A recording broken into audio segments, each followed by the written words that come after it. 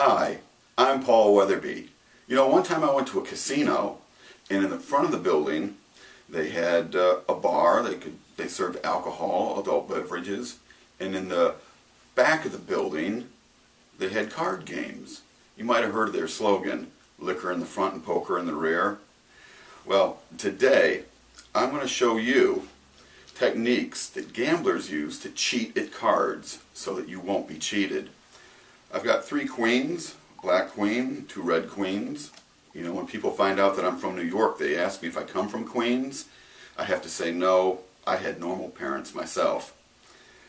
3 cards. First technique that a gambler uses when cheating at cards is called the crimp.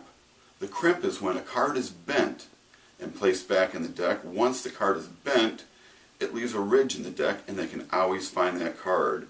A little crimp looks something like this. A very slight bend in the card. In fact, most people don't even notice it. Another technique they use is to mark the cards using their fingernails. They'll put a nick in the card in a certain spot. Then when they see the nick, they can tell where the card is. Or they can tell what the card is actually. And I'll put a slight nick in these cards here. Just like this. Sometimes the nicks are very imperceptible. You can hardly tell that they're there. So a slight nick in the card.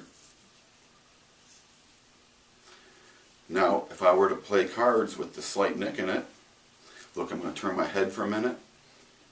Just by touching that, my fingers are very sensitive. Just by touching that, I can tell that those are the nicked cards. Pretty awesome, isn't it? Another way that gamblers cheat at cards is by keeping the cards all together. And the way they keep the cards all together is a little something called the Las Vegas link. They take the cards and one card links on the other 2 cards, just like that. You can see both sides linked right on there. In fact, somebody can even tug or pull on that card and it won't come off.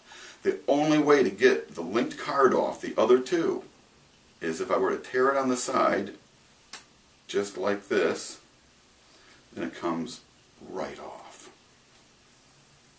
Now, if we were to go back in time for just a few seconds and rub the cards where they were ripped on the side, you see that they actually restore themselves just like that. Remember, never play cards with the big cats at the zoo because there's too many cheetahs. Rock on, keep your magic strong.